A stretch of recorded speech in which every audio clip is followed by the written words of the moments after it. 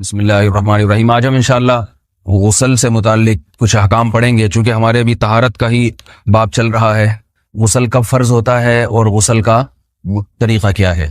رسول اللہ صلی اللہ علیہ وسلم نے فرمایا ان اللہ لا یستحی من الحق، اللہ تعالی حق بات کو بیان کرنے سے حیا نہیں کرتے۔ تو غسل کے جو مسائل ہیں ان میں بھی بعض دفعہ کچھ ایسی باتیں آتی ہیں جو بظاہر حیا کے خلاف ہیں، لیکن علم کی ایک بات ہے، سیکھنے اور سکھانے میں حیا اگر کریں گے تو پھر ظاہر ہے ساری زندگی جاہل ہی رہے گا انسان۔ اور غسل کے مسائل سیکھنا اس لیے ضروری ہے کہ غسل جب فرض ہوتا ہے تو جب تک مکمل غسل نہ ہو آپ کی نماز ادا نہیں ہوتی۔ رسول اللہ صلی اللہ علیہ وسلم نے فرمایا الماء من الماء، حدیث ہے کہ غسل فرض ہوتا ہے خواہش نفس کے ساتھ جسم سے منی خارج ہونے سے۔ مرد پہ غسل کب فرض ہوگا؟ جب اس کے جسم سے شہوت کے ساتھ منی خارج ہو۔ منی بالکل سفید رنگ کی چیز ہے، ایک ہوتی ہے مزی۔ شہوت پیدا ہونے سے اگر کسی کے مرد یا عورت کے صرف رطوبت خارج ہونا شروع ہو گئی اس سے غسل فرض نہیں ہوتا۔ جب تک مکمل شہوت پوری نہیں ہو جاتی اور مادہ منویہ خارج نہیں ہو جاتا، چاہے احتلام کی صورت میں ہو یا کسی بھی طرح سے ہو۔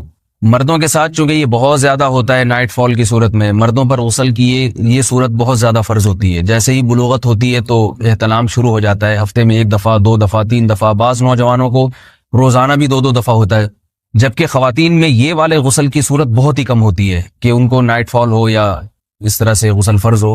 ہزاروں میں کسی ایک عورت کے ساتھ ایسا ہوتا ہے۔ ایک صورت تو یہ ہے غسل فرض ہونے کی۔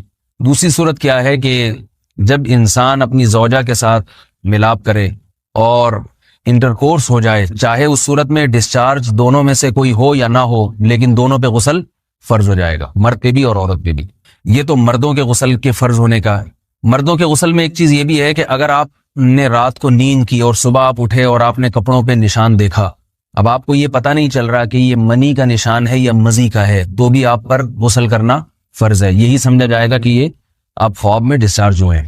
عورت پر جو غسل فرض ہوتا ہے ایک اور صورت میں ہوتا ہے کہ جب خواتین کو ایام آنا بند ہو جاتے ہیں، حیض یا نفاس سے جب پاک ہو جائیں تو بھی ان پہ غسل فرض ہے۔ یہ تو غسل کی فرضیت سے متعلق احکام تھے۔ کچھ چیزیں ایسی ہیں جن میں غسل سنت ہے، فرض نہیں ہے۔ جمعہ کے دن غسل کرنا رسول اللہ صلی اللہ علیہ وسلم نے بہت زیادہ تاکید کی ہے۔ سنت کی 2 قسمیں ہیں، سنت مؤکدہ اور سنت غیر مؤکدہ۔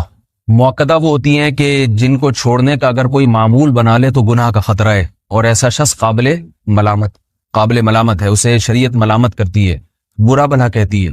تو غسل سنت مؤکدہ ہے، ہفتے میں 1 مرتبہ، چاہے جمعے کے دن ہو یا کسی بھی دن ہو۔ جو مسلمان ہفتے میں 1 دفعہ بھی نہیں نہاتا، وہ کتنا ہی نیٹ کلین ہو، مگر شریعت کی نظر میں وہ قابل ملامت ہے، اسے تانے دینے چاہیے کہ شرم نہیں آتی ہو مسلمان مگر رہتے ہو بھنگیوں اور چماروں کی طرح۔ ملامت تو اسی کو کہتے ہیں نا۔ اس کی دلیل رسول اللہ صلی اللہ علیہ وسلم نے فرمایا، صحیح حدیث ہے، حق علی کل مسلم ان یغتسل کل اسبوع مرۃ، کہ ہر مسلمان پر لازم ہے کہ وہ ہفتے میں کم از کم 1 مرتبہ غسل کرے۔ ہر مسلمان پر لازم ہے، چاہے اس پہ غسل فرض نہ بھی ہو۔ اور کس دن بہتر ہے؟ جمعہ کے دن۔ نبی صلی اللہ علیہ وسلم نے حکم دیا ہے کہ جمعے کے دن غسل کیا جائے۔ امام احمد ابن حنبل کا مذہب یہ ہے کہ جمعے کے دن غسل کرنا واجب ہے، صرف سنت نہیں ہے بلکہ واجب ہے، لیکن جمہور کا مذہب یہ ہے کہ سنت عمل ہے۔ غیر مسلم جب اسلام قبول کرتا ہے تو اس وقت بھی اس کے لیے غسل کرنا سنت ہے۔ جب ہم مردے کو نہلاتے ہیں تو جو مردے کو نہلائے اس کے لیے بھی خود غسل کرنا افضل ہے، سنت عمل ہے۔ عید کے دن غسل کرنا سنت عمل ہے۔ تو یہ وہ تمام مواقع ہیں جن میں غسل کرنا رسول اللہ صلی اللہ علیہ وسلم کی سنت ہے۔ غسل کا طریقہ کیا ہے؟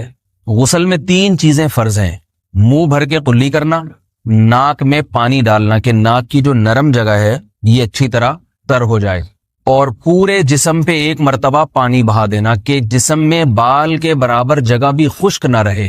یہ تو ہے فرض، یعنی یہ کام کسی نے کسی بھی طرح سے کر لیا تو غسل ادا ہو جائے گا، چاہے اس کی نیت غسل کی تھی یا نہیں تھی۔ کوئی آدمی چلتا ہوا جا رہا ہے، پھسل کے تالاب میں گر گیا، پورے غوطے کھا کے باہر نکلا، قلی کر لے اور ناک میں پانی ڈال لے تو غسل اس کا ادا ہو جائے گا۔ البتہ چونکہ نیت نہیں تھی لہذا غسل کا ثواب نہیں ملے گا، ثواب نیت کے بغیر نہیں ملتا انسان۔ دلائل اس کے الگ موضوع ہے کہ اس کی دلیل کیا ہے کہ بغیر نیت کے بھی غسل ہو جاتا ہے، لیکن میں نے بتایا دلائل کا سیشن نہیں ہے، اس میں پھر بات لمبی ہو جائے گی۔ تو یہ تو ہے فرض، پورے جسم پہ پانی بہانا، کلی اور ناک میں پانی۔ سنت طریقہ کیا ہے؟ رسول اللہ صلی اللہ علیہ وسلم غسل کیسے کرتے تھے؟ سنت طریقہ جس پہ جو اختیار کرنا چاہیے وہ طریقہ یہ ہے کہ جب آپ غسل کے لیے بیٹھیں تو سب سے پہلے وہ جگہ دھوئیں جہاں نجاست اور ناپاکی لگی ہوئی ہے. نائٹ فال ہوا, کسی کو احتلام ہوا, تو جہاں جہاں گندگی لگی ہے پہلے اس جگہ کو دھوئیں. استنجا کریں, شرمگاہ کو دھوئیں اچھی طرح. سمجھ رہے ہیں بات کو؟ اس کے بعد ہاتھ دھوئیں اور مکمل وضو کریں جیسے ہم عام حالات میں وضو کرتے ہیں. مکمل وضو کرنے کے بعد دائیں کندھے پہ پانی ڈالا, لیفٹ سائڈ پہ پانی ڈالا. پہلے زمانے میں تو چلو سے غسل ہوتا تھا, ہاتھ دھو لیے تو اب چلو سے پانی لے کے یہاں ڈالا جا رہا ہے, چلو سے پانی لے کے یہاں ڈالا جا رہا ہے, پورے جسم پہ ملا جا رہا ہے, اور چلو سے پانی لے کے 3 دفعہ سر پہ ڈالا جا رہا ہے. تو آج کل چلو الو تو ہے نہیں, شاور کے نیچے جا کے کھڑے ہو جاتے ہیں. تو اس میں یہ کہ شاور کھولے اس میں کھڑے ہو جائیں, سارے چلو اس میں خود بخود ہی ہو جائیں گے, پورے جسم پہ پانی بہہ جائے گا. نبی صلی اللہ علیہ وسلم کے دور میں یہ جدید چیزیں نہیں تھیں, شیمپو اور صابن. تو آپ صلی اللہ علیہ وسلم بیری کے پتوں سے غسل کی ترغیب دیا کرتے تھے. بیری کے پتوں کو اگر پانی میں پکایا جائے تو پانی میں میل کچیل صاف کرنے کی صلاحیت بہت بڑھ جاتی ہے. ہمارے زمانے میں اس تکلف کی ضرورت نہیں ہے, صابن ملتے ہیں اس سے نہایا کریں. بہرحال کہنے کا مقصد یہ آپ لوگوں سے, تو یہ سنت طریقے سے غسل ہو جائے گا آپ کا. سمجھ رہے ہیں بات کو؟ سب سے پہلے استنجا کیا, اس کے بعد وضو کر لیا, اس کے بعد غسل کر لیا. اگر کسی نے غسل میں وضو نہیں کیا اور ویسے ہی پورے جسم پہ پانی بہا دیا تو بھی اس کا وضو خود بخود ہو جائے گا. اس غسل سے وہ نماز پڑھ سکتا ہے, کیونکہ بعض لوگ غسل کرنے کے بعد دوبارہ وضو کر رہے ہوتے ہیں. اس کی ضرورت نہیں ہے, کیونکہ جب غسل کرتے ہیں تو وضو والے اعضاء تو خود بخود اس میں دھل جاتے ہیں. یہ ہے غسل کا طریقہ. وضو کیسے ٹوٹتا ہے؟ جن چیزوں سے غسل فرض ہوتا ہے ان چیزوں سے وضو تو بہرحال ٹوٹتا ہی ہے. اس کے علاوہ بھی وضو ٹوٹتا ہے. اس سے پچھلے لیکچر میں نے کچھ تفصیل بتائی تھی کہ نجاست جسم سے کہیں سے بھی خارج ہو جائے یا نجاست نکل کے بہہ پڑے. اگر قضاء حاجت کی جگہوں سے نجاست خارج ہوئی ہے تو نظر بھی آ جائے وضو ٹوٹ جائے گا, اور قضاء حاجت کے علاوہ جگہوں سے اگر نجاست خارج ہوئی ہے, خون وغیرہ ہے جیسے, تو جب تک نکل کے بہے گا نہیں تو اس وقت تک وضو نہیں ٹوٹے گا. سمجھ رہے بات کو؟ وضو کا طریقہ کیا ہے؟ سب سے پہلے دونوں ہاتھوں کو دھویا جائے, 3 دفعہ کلی کی جائے, مسواک کی جائے, 3 دفعہ ناک میں پانی ڈالا جائے, پھر پورے چہرے کو پیشانی, یہ جو ہے جہاں سے پیشانی ہماری شروع ہو رہی ہے اور تھوڑی کے نیچے تھوڑی جہاں ختم ہو رہی ہے, اور ایک کان کی لو سے دوسرے کان کی لو تک 4 اعضاء ہیں وضو میں دھونا فرض ہیں. 1 چہرہ, نمبر 2 بازو, نمبر 3 سر کا مسا, چوتھا ہی سر, اور نمبر 4 پاؤں کو دھونا. اس کی دلیل قرآن مجید کی مشہور آیت ہے فَاغْسِلُوا وُجُوهَكُمْ وَأَيْدِيَكُمْ مِنَ الْمَرَافِقِ. اللہ فرماتے ہیں ایمان والو, جب نماز کا ارادہ ہو تو اپنے چہروں کو اور اپنے ہاتھوں کو دھو, سر کا مسا کرو اور پاؤں کو ٹخنوں سمیت دھو. دھونے کا حکم ہے قرآن مجید میں.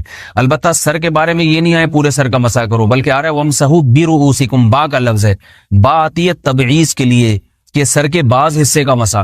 اب بعض حصے کا قرآن حدیث میں کہیں تذکرہ نہیں ہے, تو اس میں فقہاء کرام کے اجتہادات ہیں. امام شافعی فرماتے ہیں تھوڑا سا بھی ٹچ کر لیا سر کو ہو جائے گا. امام ابو حنیفہ فرماتے ہیں نہیں, کم از کم 1/4 کا ہونا ضروری ہے. سب کے اپنے اپنے دلائل ہیں, ان دلائل میں نہیں جاتا. فقہ حنفی کو جو فالو کرنے والے ہیں تو ان کو چاہیے کم از کم 1/4 سر کا مسا, یہ فرض ہونے کے لیے ضروری. مگر سنت کیا ہے؟ پورے سر کا مسا. نبی صلی اللہ علیہ وسلم دونوں ہاتھوں کو بھگو کے پورے سر کا مسا کرتے تھے ایسے. سمجھ رہے بات کو؟ اور مسا کے جو یہ ٹیکنیکل طریقے ہیں کہ آپ یوں پہلے انگلی بنائیں, پھر یوں لے کر جائیں, پھر یوں گھما کے لائیں, پھر یوں, یہ ٹیکنیکل طریقے حدیث سے ثابت نہیں. مسا کا طریقہ کیا ہے؟ بھیگا ہوا ہاتھ لے کے ایسے پورے سر کو ہو گیا. پھر حدیث میں یہ بھی ہے کہ یوں لے جاؤ اور یہ بھی ہے کہ 2 واپس بھی لے کر آؤ, دونوں طرح سے ثابت. تو ایسے بھی کر سکتے ہیں کہ یوں لے جائیں, اور ایسے بھی کر سکتے ہیں لے کے جائیں اور پھر واپس بھی لے آئیں, دونوں طریقے جائز ہیں. لیکن کم از کم سنت اتنی ہے کہ پورے سر کا مسا ہونا چاہیے. بعض لوگوں کو شو مارنے کا شوق ہوتا ہے, اگر وہ واپس لائیں تو بال ان کے خراب ہو جاتے ہیں, کہتے ہیں یار یہ پھر مسئلہ خراب ہو جائے گا, تو پھر ایسے لوگ صرف یوں ہی لے جائیں کافی ہے. افضل تو یہ کہ یوں بھی لے جائیں یوں بھی لے جائیں, دونوں طرح سے صحیح ہے. بہرحال دونوں حدیث سے ثابت ہیں. سمجھ رہے ہیں بات کو؟ اور یہاں ایک اہم مسئلہ بتا دوں, قرآن مجید نے پاؤں کو دھونے کا حکم دیا ہے, پاؤں پہ مسا کرنے کا حکم نہیں دیا. اور حدیث میں خفین پر مسا کرنے کا حکم ہے. تو قرآن اور حدیث کو فقہا نے جمع کیا ہے, لہذا وہ موزے جن میں آسانی سے پاؤں دھوئے جا سکتے ہیں ان میں چاروں ائمہ کے نزدیک پاؤں پہ مسا کرنا جائز نہیں. سعودی عرب میں جو بعض سلفی حضرات اور یہاں ہمارے ہاں بھی اہل حدیث حضرات نے عام موضوع پر بھی جو مسا کی ایک روایت ڈال دی ہے, اسلاف میں, تابعین, تبع تابعین میں اور چاروں ائمہ کے مذاہب میں اس کا ثبوت نہیں ملتا. اگر اسلاف میں کوئی قائل بھی ہے تو ایک شاذ قول, اکا دکا قول ملتا ہے, ورنہ یہ ائمہ اربعہ کے مذہب کے خلاف ہے. اور جو احادیث جو نقل ہوتی ہیں صحیح سند کے ساتھ ان کے بھی خلاف اور قرآن کی آیت کے بھی خلاف ہے. اس لیے کسی نے عام ساکس پہ اگر مسا کر لیا، جو عام طور پہ آفس پہن کے جاتے ہیں لوگ، اس میں تو پاؤں، آپ اگر ساکس کو پانی کے نیچے رکھیں پورا پاؤں دھل جائے گا آرام سے. تو وہاں کیا ہو رہا ہے کہ قرآن مجید کے حکم کی مخالفت لازم آ رہی ہے، آپ پاؤں دھو نہیں رہے. تو اس لیے ہم یہ سمجھتے ہیں کہ اس صورت میں نماز ادا نہیں ہوگی. سعودی عرب میں بعض سلفی حضرات نماز پڑھاتے ہیں، وہ ایسے ہی کرتے ہیں کہ عام ساکس پہ مسا کر کے نماز پڑھا لیتے ہیں. تو فتویٰ اسی پر ہے کہ ان کی اگر کسی کو یقین ہے کہ اس نے عام ساکس پہ مسا کر کے نماز پڑھائی ہے تو اس کے پیچھے نماز ادا نہیں ہوگی، کیونکہ قرآن کے مطابق اس کا وضو ہوا ہی نہیں ہے. صدیوں تک کوئی بھی اس قول کا قائل نہیں رہا ہے کہ عام ساکس پہ بھی مسا ہو جاتا ہے. یہ ابن تیمیہ رحمہ اللہ تعالیٰ 7ویں صدی میں اس کے قائل تھے، اور تابعین میں اکا دکا قول ملتے ہیں اس کے، لیکن شاذ قول ہیں، مرجوح قول ہیں جن پر امت نے فتویٰ نہیں دیا. اور اب سعودی عرب میں بعض سلفی حضرات اس کے قائل ہیں. ہمارے ہاں اہل حدیث حضرات بھی چونکہ اکثر سعودی عرب کے سلفی حضرات ہی کو فالو کرتے ہیں، تو انہوں نے بھی وہیں سے یہ فتویٰ لیا ہے. لیکن ائمہ اربعہ کے مذہب میں اور دلائل کے لحاظ سے دیکھا جائے تو یہ مذہب کمزور ہے. قرآن نے پاؤں کو دھونے کا حکم دیا، آپ دھوئیں گے پاؤں جب تک دھونا ممکن ہے. چمڑے کے موزے ہیں ان کو دھونا ممکن نہیں ہے اتارے بغیر، لہذا ان موزوں کے اوپر مسا ہو جائے گا. تو اس سے قرآن پر بھی عمل ہو جائے گا اور حدیث پر بھی عمل ہو جائے گا. اس لیے ائمہ اربعہ نے جو قرآن و حدیث کو سمجھ کے جو فیصلہ کیا ہے اس پہ چلنا ہمارے لیے زیادہ مفید ہے بنسبت آج کل کے جو علماء ہیں ان کی اپنی ذاتی آراء پر. اس لیے یہ بھی ایک وضو سے متعلق اہم مسئلہ تھا. سمجھ رہے ہیں؟ باقی تو ماشاءاللہ وضو کرنا سب کو آتا ہی ہے. اور وضو کے بعد دعا کیا ہے؟ کلمہ شہادت، اشہد ان لا الہ الا اللہ وحدہ لا شریک لہ اشہد ان محمدا عبدہ ورسولہ اللہم اجعلنی من التوابین واجعلنی من المتطہرین. اے اللہ تو مجھے بار بار توبہ کرنے والوں میں شامل کر دے اور بار بار پاکیزہ رہنے والوں میں شامل کر دے. توبہ اس لیے کہ میں نے ظاہری طہارت تو حاصل کر لی، مجھے روحانی طہارت بھی عطا کر دے. اگر میں نے گناہ کی ہوں تو مجھے ان سے بھی توبہ کی توفیق عطا فرما لے، تاکہ اس لحاظ سے بھی میرا وضو ہو جائے، اس لحاظ سے بھی میں پاک ہو جاؤں. سبحانک اللہم و بحمدک، نشہد ان لا الہ الا انت، نستغفرک و نتوب